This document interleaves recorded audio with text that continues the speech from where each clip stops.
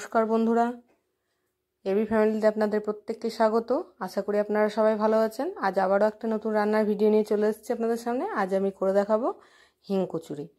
হিং কচুরি করার জন্য মুগ ডাল বা কালো কলাইয়ের ডাল হলেও বা বিউলির ডাল হলেও চলে।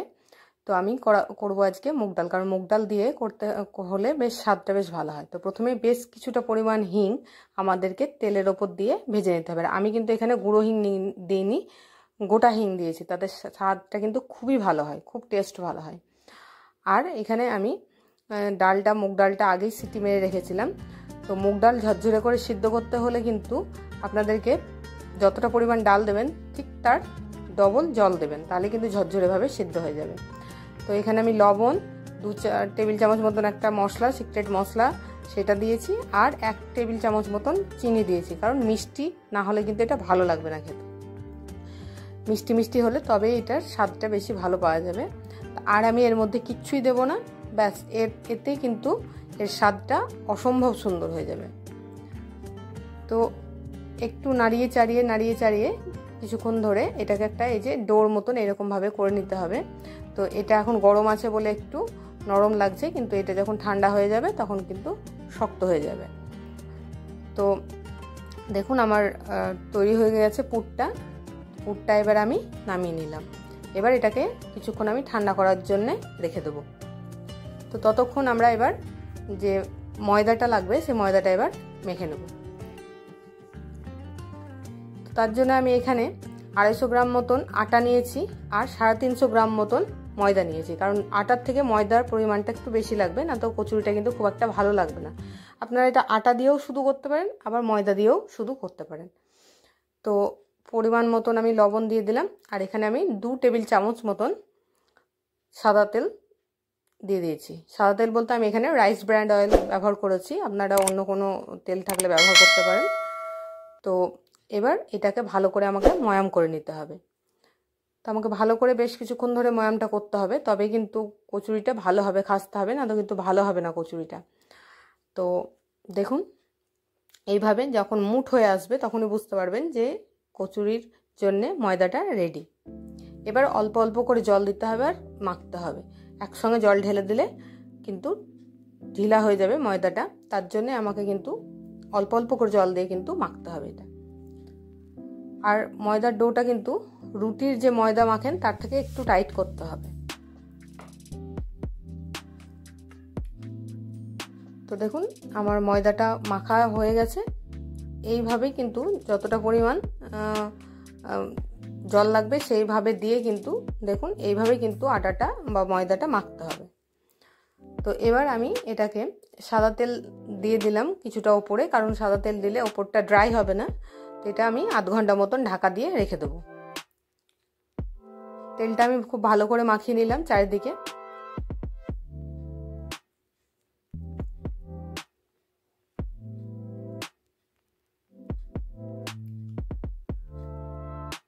তো এবার একটা আমি সাদা কাপড় দিয়ে এটাকে কিছুক্ষণ মানে আধ ঘন্টা মতন ঢাকা দিয়ে রেখে দেবো। ততক্ষণ ময়দাটা ভালো করে সেট হয়ে যাবে। তো আধ ঘন্টা হয়ে গেছে আমার।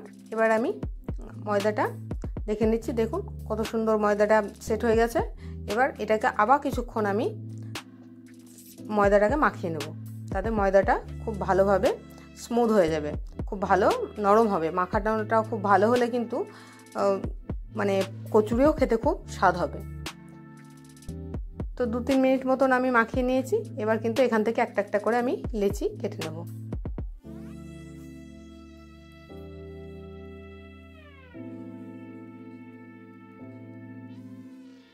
তো কচুরি এই ধরনের করলে কিন্তু খুব ভালো লাগে খেতে, খুবই টেস্ট হয় খেতে। এইভাবে করে দেখবেন, আপনারাও দেখবেন কত সুন্দর হয় খেতে। তো আমি খুব বেশি বড় করব না, মোটামুটি লুচির জন্য যে ধরনের লই কাটা হয় সেই ধরনেরই লই কেটেছি আমি। দেখুন আমার লইগুলোও সব করা হয়ে গেছে। এবার আমি পুরগুলো আস্তে আস্তে ভরে নেব সবগুলোর মধ্যে। ততক্ষণ আমার পুরটাও ঠান্ডা হয়ে গেছে। তো এবার কিভাবে আমি পুরটা ভরছি সেটা দেখে নিন।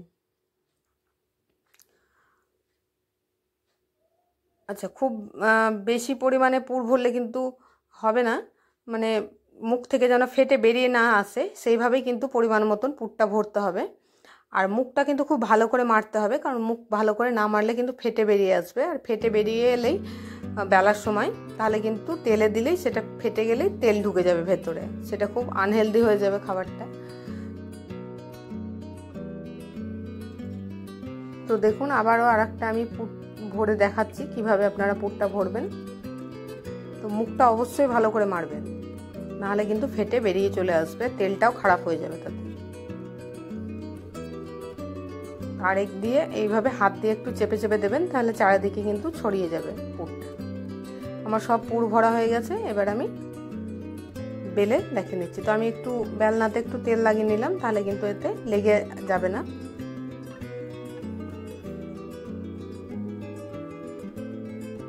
এবার আস্তে আস্তে হালকা হাতে কিন্তু বেলতে হবে, যাতে না ফেটে বেরিয়ে আসে।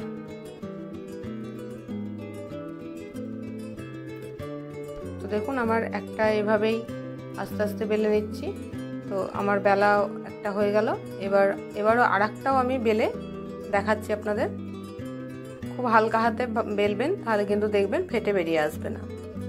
আর এইভাবে করলে কচুরি খেতে খুব সুন্দর হয়, খুবই স্বাদ হয় খেতে।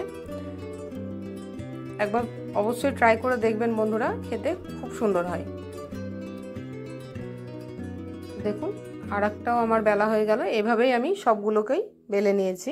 আর তেলটা আগেই আমি গরম করতে কড়াইয়ে বসিয়ে দিয়েছিলাম। আর তেলের সবসময় ফ্লেমটা কিন্তু হাই ফ্লেমে রাখবেন, না তো তেল কিন্তু গরম না হলে একটাও কিন্তু কচুরি ফুলবে না। তো তেলটা সবসময় কিন্তু হাই ফ্লেমে রেখেই ভাজতে হবে, না তো কচুরি কিন্তু একটাও ফুলবে না, ভালোও লাগবে না খেতে। তো দেখুন কত সুন্দর ফুলছে আমার কচুরিগুলো। তো এপিট ওপিট এপিট করে কিন্তু ভেজে নিতে হবে ভালো করে।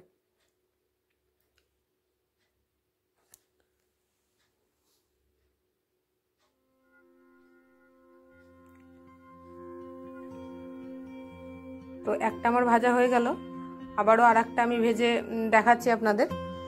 তো কেমন লাগলো ভিডিওটা বন্ধুরা অবশ্যই জানাবেন। আর লাইক শেয়ার সাবস্ক্রাইব করতে কিন্তু অবশ্যই ভুলবেন না ভালো লাগলে। আর আমি ভিডিওর যে কি ইনগ্রেডিয়েন্টসগুলো লেগেছে রেসিপিটাতে সব আমি ডেসক্রিপশন বক্সে দিয়ে দেবো, আপনারা চাইলে সেখান থেকে দেখে নিতে পারেন। তো দেখুন কত সুন্দর মোটা মোটা হয়ে টপকার মতন ফুলে যাচ্ছে লুচিগুলো।